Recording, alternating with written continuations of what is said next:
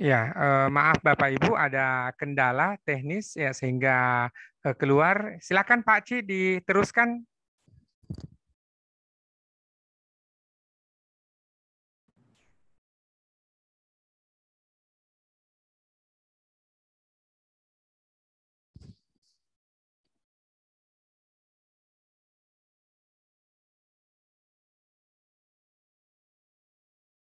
Pak Kris, admin tolong di unmute Pak Ci, Pak Dr. Nurul Fadli Habidin. Oke, silakan.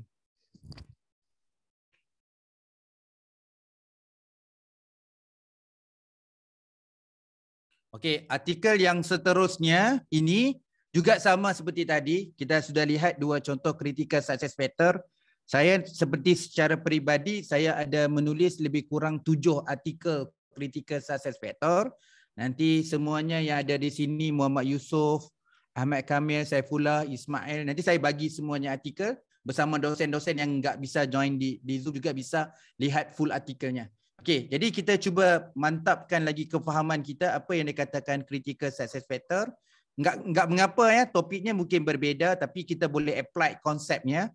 Okey, masa yang sama kita ada introduction seperti biasa, kita sudah biasa tulis artikel, jadi introductionnya kita tulis sedikit dia punya research background dan juga problem statement, langsung masuknya literature review. So topiknya lean manufacturing practice, langsung diceritanya topik itu dalam literature review. So dalam itu topik utama dia kita adalah critical success factor. Yang pertama supply chain, nombor 2 employee involvement, 3 just in time, customer focus, kelima statistical process control, barrier and challenge implement LMP. Sorry, sampai 5 saja. Statistical process control. Yang ini masih ini dalam literature review. Ini bermakna critical success factor-nya ada 5. Okey, langsung ini tambahan ekstra untuk cerita barrier and challenge. Okey, langsung kita masuk metodologi. Langsung metodologi menggunakan kuesioner juga. Ada ujian validity dengan reliability. Validity bermaksud jumpa expert. Reliability adalah Cronbach Alpha. Sama seperti ini, Cronbach Alpha. Langsung kita tengok resultnya. Jadi resultnya ada 5 faktor. Jadi semuanya melebihi 0.7. Jadi pas semuanya. Jadi kita kat sini kita bisa tengok rankingnya. Jadi kalau melihat dari segi ranking, nombor 1 adalah customer focus. Nombor 2 adalah supplier management. Nombor 3 employee involvement. Nombor 4 just in time. Nombor 5 statistical process control. Jadi semua ini juga bisa dibuat dengan graf. Jadi kita tahu graf mana yang lebih tinggi. Konsepnya tetap sama. Lepas kita tunjuk dalam table, langsung ada figure. Saya ulang balik. Dalam penulisan artikel jurnal, kita harus ada table and figure. Jadi publisher sangat suka sama table dengan figure, enggak bisa hanya teks saja. Maksudnya hanya paragraph only. Okey, kemudian dibincangnya resultnya, ini dibincang resultnya seperti biasa. Okey, langsung conclusion. Langsungnya conclusion. Cuma artikel ini enggak di attachnya appendix saya rasa. Enggak, ya artikel ni enggak di attach appendix. Bagi saya kalau bisa harus diletakkan appendix. Tapi ini contoh artikel ni enggak diletakkan appendix. Kalau ditanya saya harus diletak kerana publisher sangat sukanya appendix. Bermaksud kat sini saya boleh bilang kalau tulis papernya critical success factor, ya terpulang kepada kita mau letak appendixnya, itemnya atau enggak. Tapi kalau ditanya sama saya, dari segi high potentialnya, langsung lagi baik kalau kita letak itemnya. Nanti total citationnya kita juga bertambah. Maksudnya researcher dari negara lain atau dari lokal juga akan bisa mengkaji semula akan cite kita dalam artikelnya. Itu lebih penting. Okey, kalau di sini boleh tanya soalan kalau ada Bapak Ibu kalau nak tanya soalan juga bisa. Mungkin kalau saya buka 7 artikelnya konsepnya tetap sama. Kan? Jadi kita ada intro, adanya literature review-nya, ada membincangkan critical success factor. Kalau ada 3, ada 4, ada 5 atau berapa, langsung metodologinya dibilangnya menggunakan kuesioner contohnya. Ada ujian validity jumpa expert, reliability guna Cronbach Alpha, langsung dapat resultnya. Resultnya sama ada final result atau pilot study juga bisa. Jadi langsung ni dikeluarkan resultnya dalam table, langsung dalam bentuk graf, langsung conclusion. Kemudian diletakkan appendix item-itemnya. Jadi semudah itu. Jadi kalau ada di sini masih ada soalan untuk ditanya, saya buka dulu soalannya. Ada soalan di sini?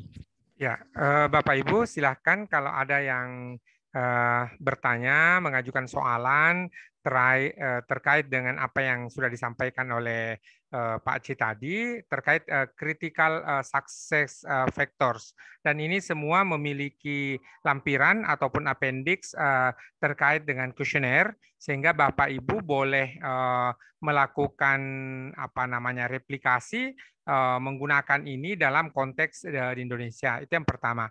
Yang kedua adalah kita boleh merujuk kepada appendix ini karena sudah ada dalam artikel yang sudah terbit, dan nanti insya Allah setelah selesai ini Bapak Ibu boleh mendapatkan PowerPoint-nya, termasuk juga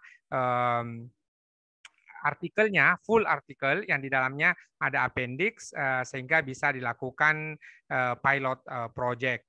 Catatan yang terakhir adalah tadi disampaikan oleh Bapak Nurul Fadli Habibin bahwa karena ini pilot project, maka sampel yang digunakan boleh 25, boleh 50, tidak harus kemudian merupakan penelitian yang massal, ya, sehingga tetap memungkinkan untuk terbit. Dan contoh-contoh yang dikemukakan tadi justru semuanya adalah berasal dari artikel-artikel yang sudah terbit. Silakan Bapak Ibu kalau ada yang mau bertanya. Ya, saya membaca satu pertanyaan Pak C. Bagaimana kita mengubah SUAI dari kondisi Malaysia ke kondisi Indonesia sebagai contoh? Silakan. Okey, sebentar saya kongsinya satu artikel yang ada appendix tadi. Jadi lagi mudah untuk kita jelas. Kita ambil contoh tadi. Sebentar saya buka balik full artikel tadi. Saya nak jelaskan adopt and adapt.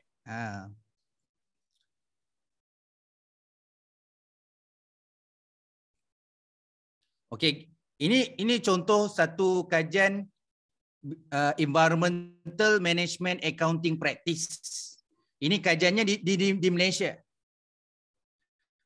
Okey, ini mungkin situasinya environmental management accounting practice ini item yang sangat sesuai. Tetapi kalau let's say ada satu researcher dari Indonesia mau ambil item ini untuk replicate di Indonesia. Tapi di sini cuma ada 5 item contohnya. Bapak Ibu boleh tambah lagi satu item yang ke-6. Itu berarti sudah adapt. Kalau enggak ubah, ambilnya 100%, itu berarti adopt. Kalau adopt, kita enggak bisa letak appendix begini. Langsung kalau kita ambil orang punya, 100% itemnya orang punya, jadi kita enggak bisa letak appendix begini kerana itu orang punya. Tapi kalau kita adapt, iaitu ubah suai, walaupun hanya yang kecil, ubah suai aja kecil saja, jadi bermaksud instrumen itu berarti instrumen adapt, ubah suai. Jadi ubah suai itu diterima. Jadi kalau tanya saya, kalau saya pun ini juga item ini juga ubah suai. Mungkinnya 2 soalan ini saya ambil dari satu authors. Langsung satu lagi soalan ambilnya daripada authors yang lain. Jadi saya campur. Ada dalam 5 item ini bukan daripada satu scholar. Ada yang saya ambil 2 kuesioner ni dari Mr. A. Jadi dua item lagi ambil daripada Mr. B. Mungkin item yang ketiga ini saya buat sendiri. Saya tengok dari literature review, ada satu scholar tu kata nak improve environmental mesti relate dengan cost management. Jadi langsung saya tambahnya satu item baru merujuk pada literature review. Jadi kalau di Indonesia mungkin praktisnya berbeza. Jadi langsung kita boleh tambah satu lagi item di sini. Kalau contohlah kan, mungkin di Indonesia dia sangat mementingkan dari segi social practice. Langsung di sini boleh ditambah organization improve the environmental relate social practice. Langsung bisa ditambah. Tapi tambah item itu harus ada literaturenya, ada harus citationnya. Jadi langsung diterima. Kalau mau buat adapt atau ubah suai, langsung langkah pertama berdasarkan situational di Indonesia dan juga di literature review. Jadi berarti soalan sidik ini boleh di plus and minus. Tetapi proses yang kedua harus jumpa expert. Dan jadi expert di Indonesia harus confirm item ini sesuai di Indonesia. Langsung yang ketiga bisa diuji dengan ujian reliability dengan gunakan Chromebus Alpha juga bisa. Jadi kalau tanya saya, enggak ada masalah kalau dosen dari Indonesia mau gunakan item ini untuk re-study, tapi kalau saya recommendnya jangan diambilnya 100%. Bisa di-adapt, ubah sesuai kerana mungkin amalan industri di Indonesia dengan Malaysia mungkin sedikit berbeza. Itu pandangan saya. Kalau ambilnya 100%, kita enggak bisa letak appendix. Appendix ni untuk adapt atau new saja. New item atau adapt. Kalau adopt enggak direkomend. Okey, itu jawapan saya pada soalan tadi. Terima kasih soalannya. Oke, terima kasih Pak Ci atas jawabannya. Silahkan Bapak Ibu kalau ada yang masih mau bertanya sebelum saya bacakan kembali ada pertanyaan yang lain. Ya, kalau ada yang belum bertanya, maka saya bacakan satu lagi pertanyaan Pak Ci. Tadi disampaikan bahwa sampel penelitian cukup 25 atau 50 karena ini pilot project. Yang kedua, apakah setelah kita melaksanakan pilot project, adakah batas minimal untuk menentukan sampel dari populasi yang kita miliki? Silakan Pak Cik. Okey, begini. Kalau saya ambil satu contoh. Kalau di Malaysia, kita student postgrad-nya kalau harus graduate, dia kena publish 2 artikel jurnal. Langsung student PhD-nya harus terbit 2 artikel jurnal. Kalau student master kena terbit 1 artikel jurnal. Kadang-kadang kita ada pengalaman kalau hantar artikelnya ambil masa 2 tahun untuk terbit.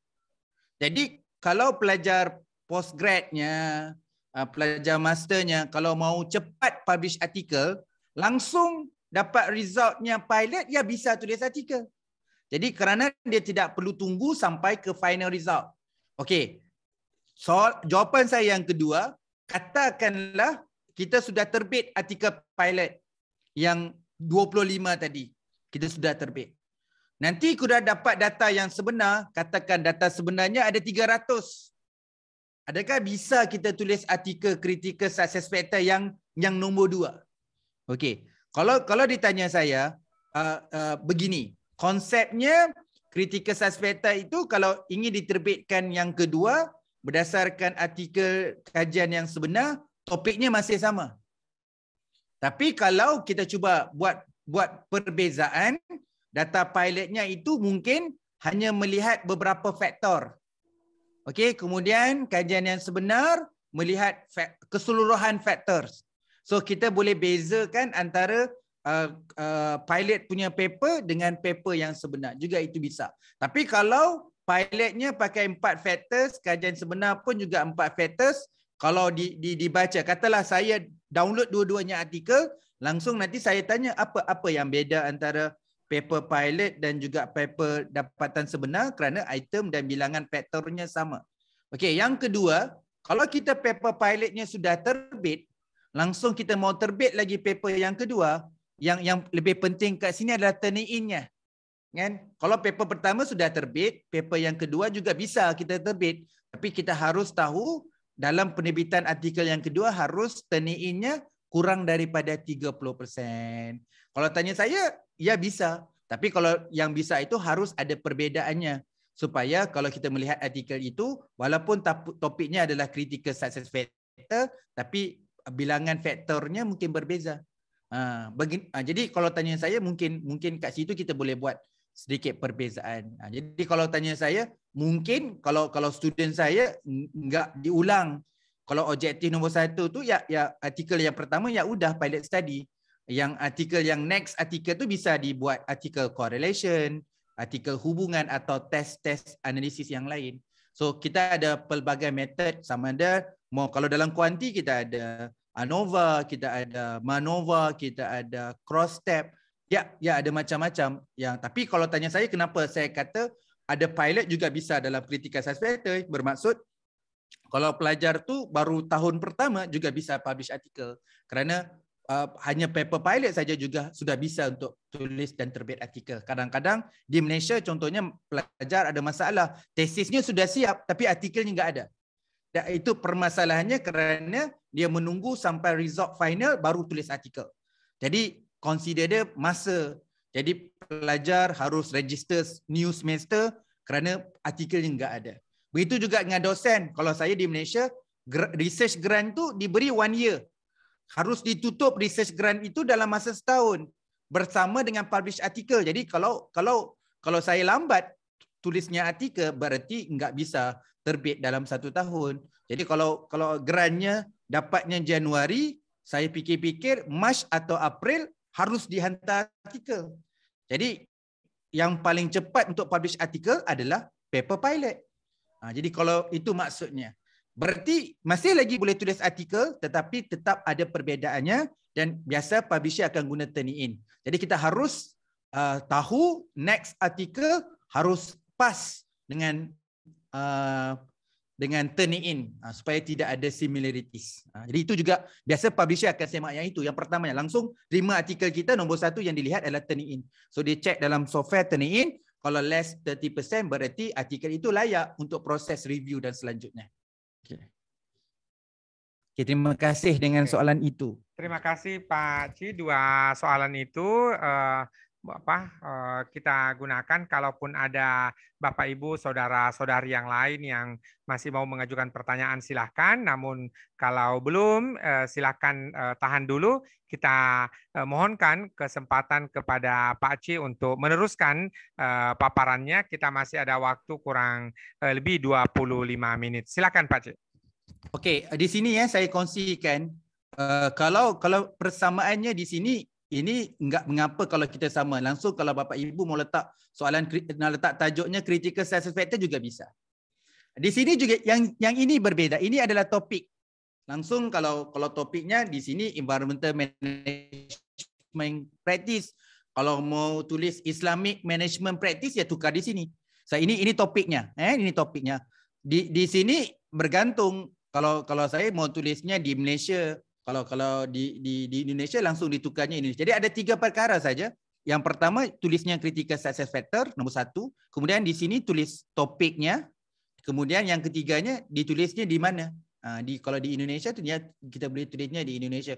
Kalau dia di higher education di Indonesia dia tulis critical success factor of leadership management for Indonesian higher education.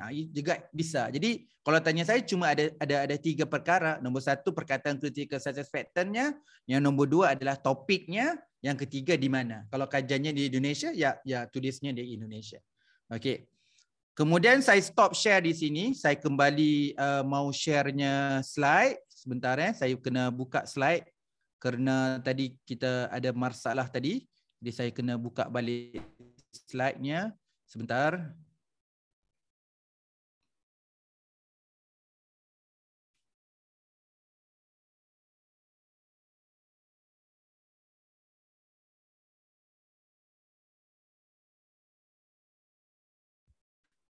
Saya share ya.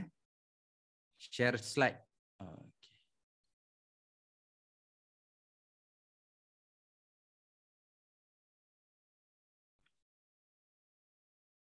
Okey. Nanti saya ada slide-nya ada yang saya skip kerana saya rasa rasanya sudah faham apa itu critical success factor. Cuma saya mau tambah satu. Nanti kalau tulisnya artikel, kadang-kadang artikel kitanya dapat minor atau major rejection. It's not rejection, correction.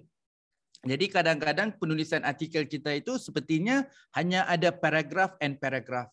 Jadi sebab tu tadi saya suggest langsung dalam penulisan artikel harus ada table and figure-nya. Okay, saya mau tambah satu lagi, nama dia words cloud. Ini kerana apa? Dalam penulisan literature review juga bisa buat words cloud. Okey. Okey, ini contoh kita study bagaimana satu artikel jurnal bisa buat words cloud. Saya considernya kita investigate artikel ini. Topik dia Literature Review on Environmental Concern in Logistics, Trend and Future Challenge. Di sini bukan kita mau study topiknya, tapi kita mau study bagaimana mau belajar buat words clouds.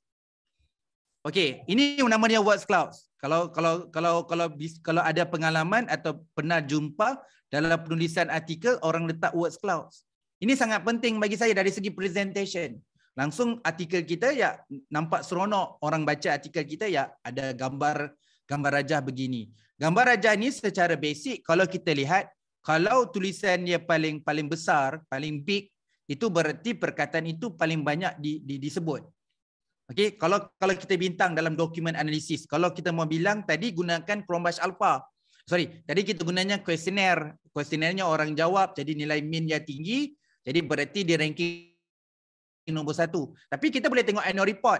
Katakanlah kita tengok dalam annual report, langsung kita boleh analisis mana factors yang paling nombor 1. Berarti factors itu disebutnya banyak kali.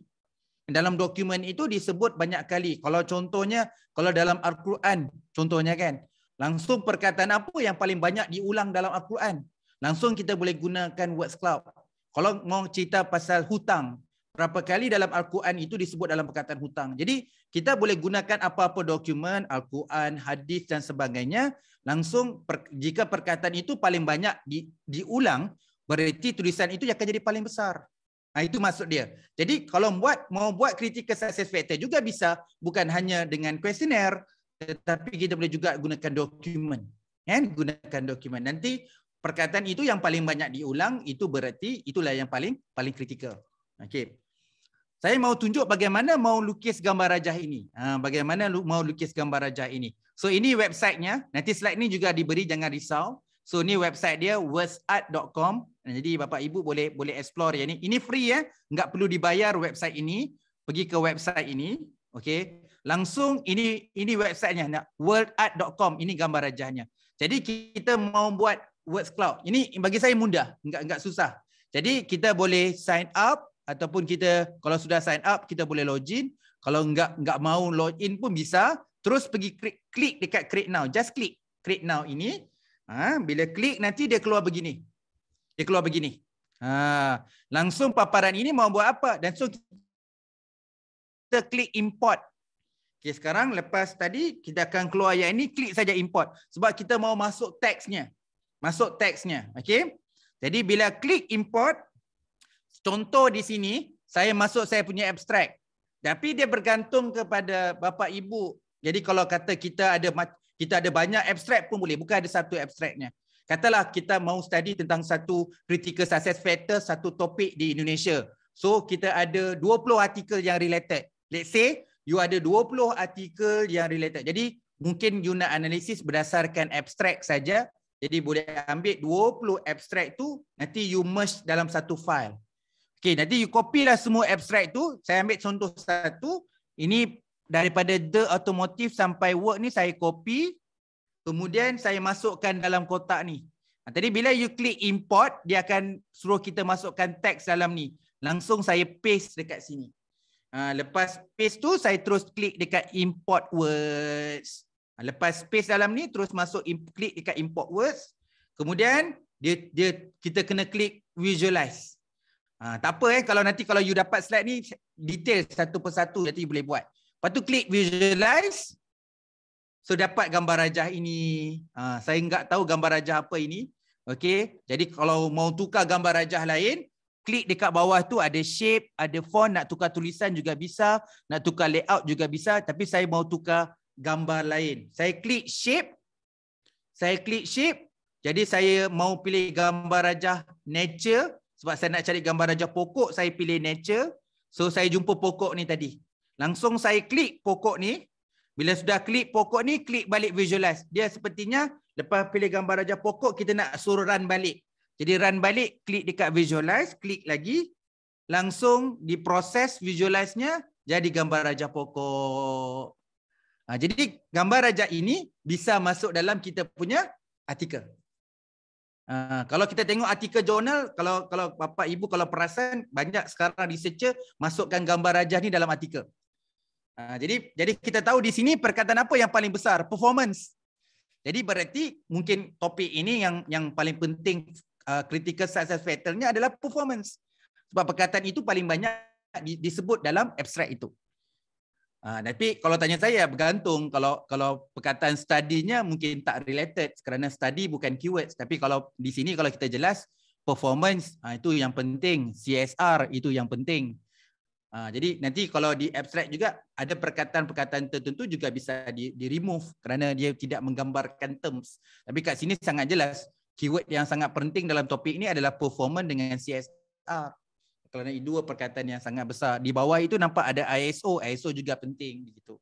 Jadi dia bergantung. Kalau tanya saya tadi, yang ini enggak terlalu perfect kerana saya hanya meletak satu abstract. Bapak Ibu mungkin meletak abstraknya nanti mungkin banyak. Jadi untuk import itu tak berartinya satu perenggan, bisa bermuka-muka surat juga bisa. Okey. Saya cuba yang nombor 2.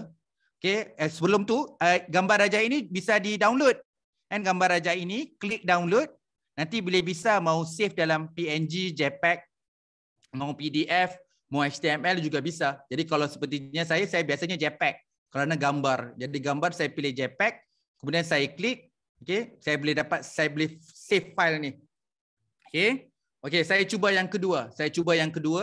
Saya copy satu abstract. Okey, ini bisa enggak semestinya abstract, ya apa-apa saja juga bisa. Okey. Okey, just copy kat sini, kemudian saya paste kat sini. Lepas tu saya klik import words. Jadi saya mau tukar gambar lain, iaitu television, gambar TV di sini. Langsung saya klik visualize-nya, dapat gambar TV. Langsung saya boleh save, dapatnya gambar TV.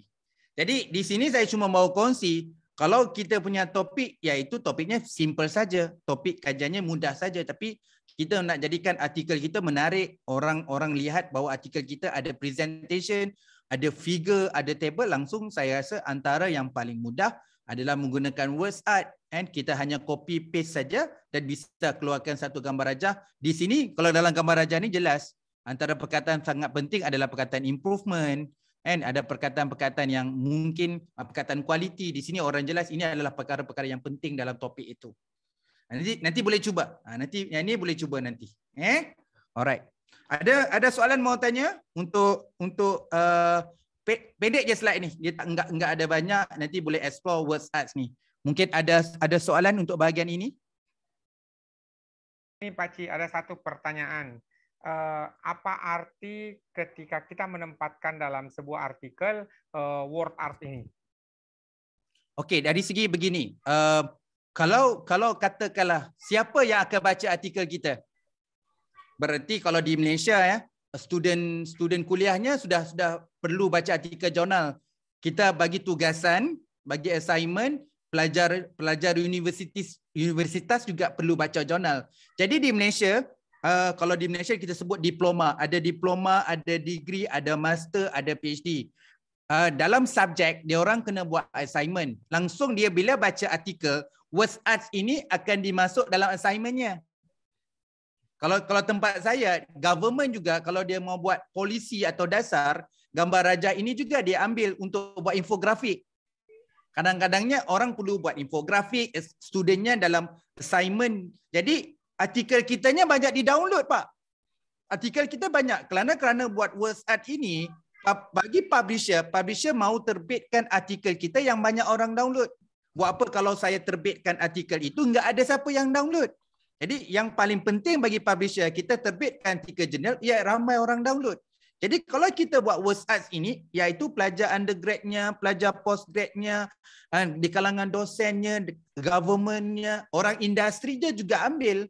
Kalau buat advertising, buat sekarang kan macam YouTube. Langsung orang ambil kita punya gambar raja ni dimasuk dalam YouTube, masuknya dalam Facebook. Kalau tanya saya, image itu sangat penting. Daripada artikel kita bagus, isi kontennya bagus, tetapi hanya dalam teks. Kalau kita bisa keluarkan dalam bentuk gambar raja, itu dipanggil sebagai good presentation. Dan chances dia, the result is the chances untuk artikel kita itu diterima juga meningkat itu. Publisher mau you punya artikel supaya ada figure and table. Kadang-kadang kita pusing, Pak, figure apa yang mau dibuat, langsung enggak ada idea. orang lain bisa letak table and figure, tapi kajian kita bagaimana? Jadi kalau tanya saya, to be show your good presentation, bagi saya yang mungkin ada option yang lain, tapi kalau tanya saya, WordArt ni contoh yang mudah. Jadi semua orang juga bisa apply. Tapi di sini saya mau syorkan, bukan berarti di sini Bapak juga boleh gunakan newspaper. Newspaper, report, mana-mana report juga bisa. Jadi kalau mungkin kalau bincangnya satu isu, contohnya COVID-19, ceritanya COVID-19 di Indonesia. Dan ada beberapa perkara yang mungkin melibatkan pendidikan. Langsung mana-mana surat khabar yang cerita tentang pendidikan, efek and COVID-19 bisa diambil teks tu untuk kita buat infografik.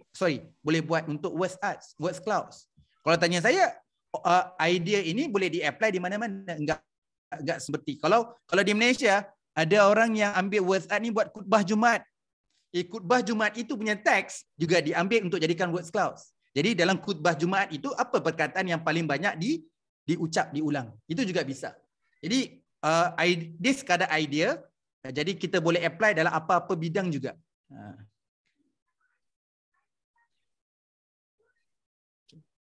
Okey, terima kasih. Oke, terima kasih Pak Ci. Bapak Ibu, kita masih punya waktu kurang lebih 5 hingga 10 menit. Kalau ada yang mau bertanya terkait dengan ini, jadi selebihnya fokus kita diskusi pada hari ini adalah bagaimana ketika kita menulis artikel dalam istilah Pak Ci, Bapak Dr.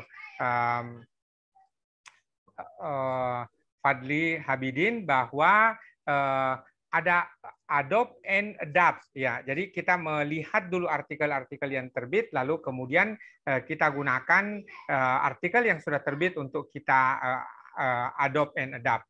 Ini ada pertanyaan dari Pak Yusuf. Kalau tentang manajemen konservasi lingkungan dalam Al-Quran, saya melisting term-term yang bermakna konservasi lingkungan. Apakah ini boleh menjadi sebuah figur? Bisa. Langsung kalau contohnya kalau di sini ceritanya manajemen konservasi. So langsung kita lihat pada Al-Quran, daripada juzuk 1 sampai juzuk 30 kita ambil mana-mana ayat yang membincangkan topik. Kalau tanya saya harus lebih khusus, Pak. Lebih harus khusus. Langsungnya kalau mau membincangkan dari segi pengurusan halal, seperti halal. Jadi dalam Al-Quran di ayat mana yang membincangkan tentang halal. Jadi kita ambil semuanya ayat itu, kita ambil satu ayat, kita kompres dalam satu kertas. Berarti kita copy paste semuanya. Copy semuanya tu masuk dalam import. Ya, sekalikan semua. Jadi bila sekalikan semua nanti kita akan nampak. Jadi kalau perkataan itu paling banyak diulang, berarti dia akan keluar paling besar tulisannya. Kalau tanya saya bisa. Jawapan saya bisa, bawa buat figure juga bisa. Tapi kalau mau membincangkan, pandangan saya topiknya harus lebih spesifik. And kalau tidak nanti langsungnya keseluruhan Al-Qurannya mungkin terlalu banyak. Kalau boleh fokuskan lebih detail ya lagi bagus pada pandangan saya. Bisa. Dalam pengajian Islam juga bisa.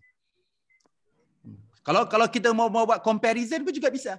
Kan kadang-kadang kita mau buat dokumen, ada pelbagai dokumen. Kalau dokumen ini resultnya. Pakai dokumen ini juga resultnya. Kalau contohnya, kalau juga itu bisa. Mungkin ini kalau Al-Quran ini. Kalau rujuk hadis ya ini. Jadi boleh keluarkan dua figure. Boleh melihat kedua-duanya. Ataupun mau blend. Mau campur Al-Quran dan juga hadis. Keluarkan satu figure. Juga bisa. Ya, silakan Bapak Ibu, kalau masih ada pertanyaan yang lain terkait dengan ini. Sederhananya adalah dalam rangka mendapatkan sebuah ide, kita boleh melihat artikel-artikel yang terbit, artikel-artikel yang telah diterbitkan oleh orang lain, sehingga dari situ kemudian kita juga boleh adapt and mengadopt apa yang menjadi tema. Yang kedua adalah dari artikel-artikel yang sudah terbit ada appendix, ada lampiran terkait dengan kuesioner yang juga boleh kita gunakan, dan ini adalah sangat boleh digunakan karena kita tinggal mensitasi ya dari apa yang menjadi appendix dari situ.